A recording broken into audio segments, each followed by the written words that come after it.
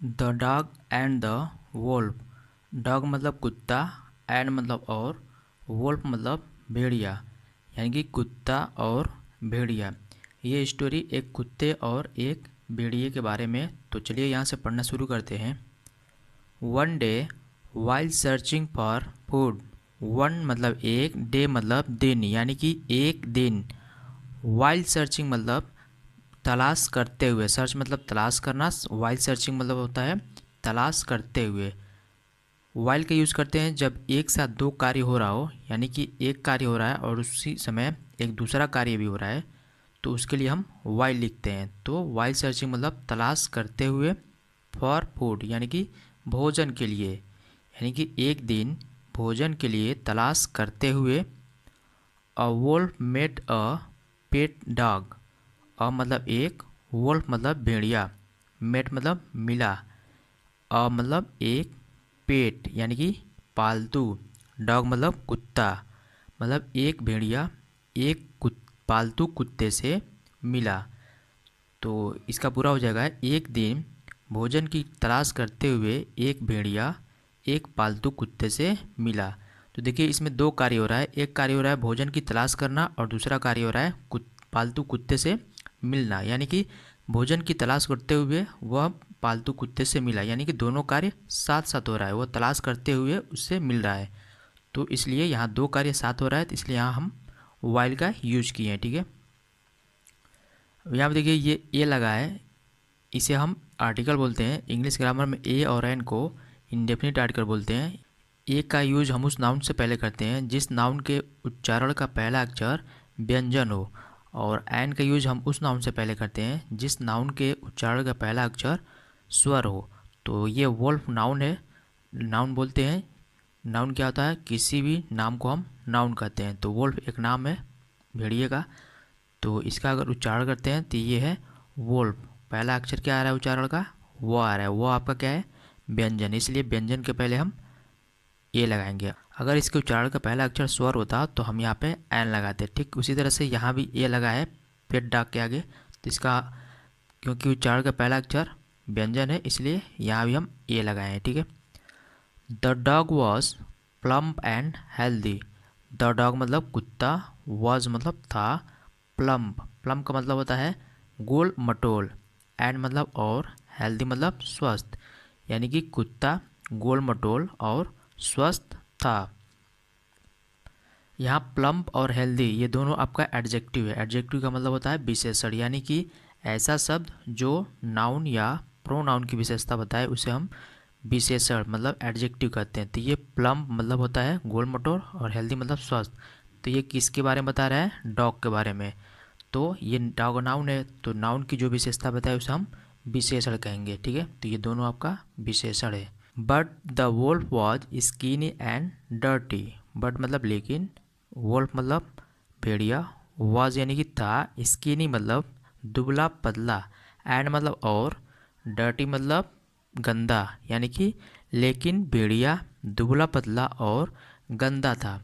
तो यहाँ पे भी देखिए ये स्किनी और डर्टी एडजेक्टिव है। एडजेक्टिव जो होता है वह नाउन या प्रोनाउन की विशेषता को बताता है। तो ये स्किनी और डर्टी कौन है, वोल्फ है। वोल्फ आपका यहाँ पे नाउन है, इसलिए नाउन की विशेषता ये दोनों शब्द बता रहे हैं, तो इस दोनों शब्दों को हम एडजेक्टिव यानी कि विशेषण कहेंगे। Because he had to run a lot in the forest to hunt for food. Because मतलब क्योंकि, ही मतलब उसे, हैड टू रन दौड़ना पड़ता था, रन मतलब होता है दौड़ना, हैड टू का मतलब पड़ता था यानी कि दौड़ना पड़ता था। हैड टू का यूज़ हम करते हैं जब हम पास्ट में यानी कि भूतकाल में किसी मजबूरी में या फिर बिल्कुल अनिवार्य रूप से कोई कार्य करना हो, तो उसके लिए हम हैड टू का यूज़ करते हैं, यानी कि हैड टू रन मतलब दौड़ना पड़ता था। अलॉट मतलब ज़्यादा या फिर बहुत अधिक, इन मतलब में, द फॉरेस्ट मतलब जंगल में, टू हंट यानी कि शिकार करने, फॉर फूड मतलब भोजन के लिए, क्योंकि उसे जंगल में शिकार करने भोजन के लिए बहुत अधिक दौड़ना पड़ता था। तो देखिए यहाँ पे हैड टू का लगा है क्योंकि उसे मजबूरी में दौड़ना पड़ता था शिकार के लिए, अगर वह दौड़ता नहीं तो उसे भोजन नहीं मिल पाता, इसलिए यहाँ उसकी मजबूरी है और आवश्यकता और एकदम कंपलसरी है, इसलिए इसके लिए हम हैड टू का यूज किए हैं। The dog decided to help the wolf. The dog मतलब कुत्ता, डिसाइडेड यानी कि निश्चय किया। डिसाइड होता है फर्स्ट फॉर्म, डिसाइड मतलब निश्चय करना, डिसाइड मतलब निश्चय किया, क्योंकि ये पास्ट इंडिफिनिट टेंस है। पास्ट इंडिफिनिट टेंस में वर्ब का सेकेंड फॉर्म लगता है, इसलिए यहाँ पे डिसाइड का डिसाइडेड हो गया है। टू हेल्प मतलब सहायता करने की, द वोल्फ यानी कि भेड़िए की, यानी कुत्ता भेड़िए की सहायता करने का निश्चय किया। He went up to him and said. He मतलब वह, वेंट अप मतलब गया, टू हिम मतलब उसके पास, एंड मतलब और, सैड यानी कि कहा। वह उसके पास गया और कहा, come with me to my master. Come मतलब आओ, विथ मतलब साथ, मी मतलब मेरे यानी कि मेरे साथ, टू माई, माई मतलब मेरे, मास्टर यानी कि स्वामी, यानी कि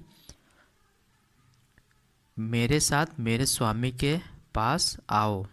ही is a good man. He मतलब वह, इज़ मतलब है, अ मतलब एक, गुड यानी कि अच्छा, मैन मतलब आदमी, यानी कि वह एक अच्छा आदमी है। He will take good care of you.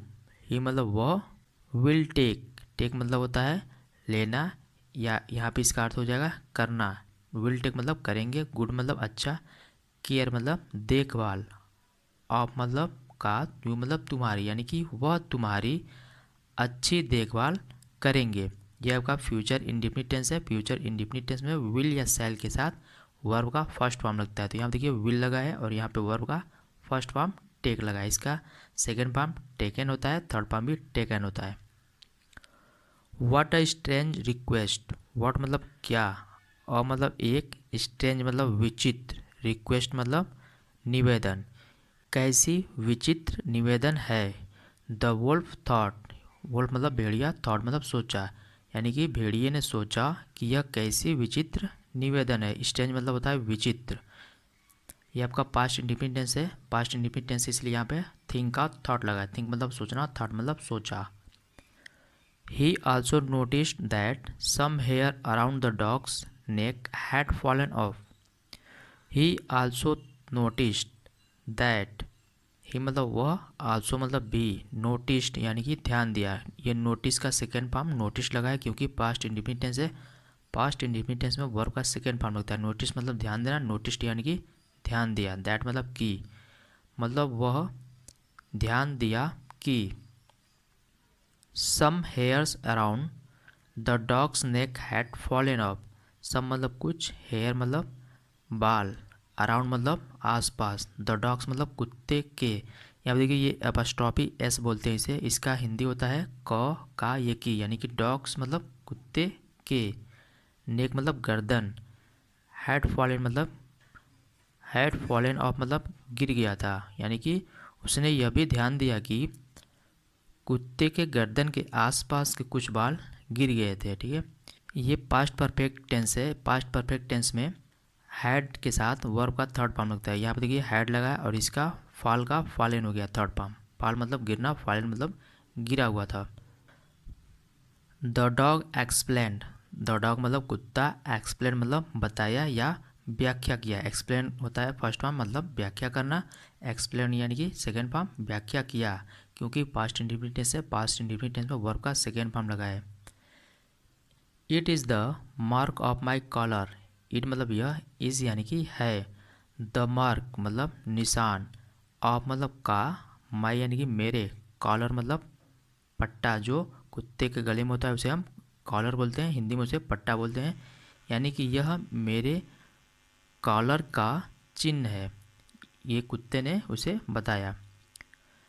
It is use to keep me chain at night. It मतलब यह, इज़ मतलब है, यूज मतलब प्रयोग किया जाता है, टू कीप यानी कि रखने के लिए, मी मतलब मुझे, चैन, चैन मतलब होता है जंजीर से बांधना, चैन मतलब होता है जंजीर से बांधना, चैन मतलब जंजीर से बांधने के लिए, एट नाइट मतलब रात को, यानी कि इसका प्रयोग मुझे चैन से, मुझे जंजीर से रात में बांधने के लिए उपयोग किया जाता है। यह आपका प्रेजेंट इंडेफिनिट टेंस का पैसिव वॉइस है, इसका पैसिव वॉइस बनाने के लिए हमें इज के साथ वर्ब का थर्ड फॉर्म लाते हैं। तो यहाँ देखिए इज लगा है, ये वर्ब का थर्ड फॉर्म यूज होता है फर्स्ट फॉर्म, इसका थर्ड फॉर्म हो जाएगा यूज्ड। ठीक है। The Wolff was shocked, the Wolff यानी कि भेड़िया, वॉज मतलब था, शॉक्ड यानी कि हैरान, मतलब भेड़िया हैरान हो गया था। ये भी आपका पास्ट इंडेफिनिट टेंस का पैसिव वॉइस है। पास्ट इंडेफिनिट टेंस का पैसिव वॉइस बनाने के लिए वॉज वर्ब के साथ हम वर्ब का थर्ड फॉर्म लगाते हैं। तो यहाँ देखिए वॉज लगा है, ये वर्ब का थर्ड फॉर्म लगा है। शॉक होता है फर्स्ट फॉर्म, शॉक मतलब हैरान होना, शॉक ये थर्ड फॉर्म हो गया, हैरान हो गया। I don't need your feast at the cost of my freedom. I मतलब मुझे, डोंट मतलब नहीं, नीड मतलब ज़रूरत यानी कि मुझे ज़रूरत नहीं है, योर मतलब तुम्हारे, फिस्ट मतलब होता है दावत, यानी कि मुझे तुम्हारे दावत की ज़रूरत नहीं है, नीड मतलब ज़रूरत। एट द कॉस्ट, एट मतलब पर, द कॉस्ट मतलब कीमत यानी कि कीमत पर, ऑफ मतलब के, माई मतलब मेरे, फ्रीडम यानी कि आज़ादी, यानी कि मुझे मेरी आज़ादी की कीमत पर तुम्हारी दावत की ज़रूरत नहीं है। फिस्ट मतलब दावत होता है, फ्रीडम मतलब आज़ादी, कॉस्ट मतलब कीमत।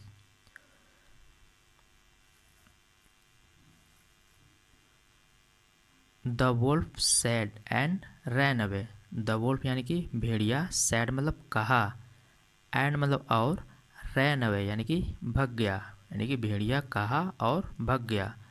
ये भी आपका पास्ट इंडेफिनिट टेंस है, क्योंकि यहाँ पे से का सेकेंड फॉर्म सैड लगा है।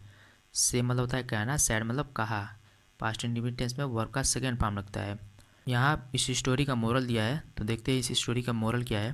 फ्रीडम इज प्रीसियस, फ्रीडम मतलब आज़ादी, इज मतलब है, प्रीसियस यानी कि कीमती या अनमोल, यानी कि आज़ादी अनमोल है। तो ये था आज का स्टोरी। नेक्स्ट वीडियो में इसी तरह से एक और इंटरेस्टिंग स्टोरी के माध्यम से हम लोग अंग्रेजी सीखेंगे। Thank you.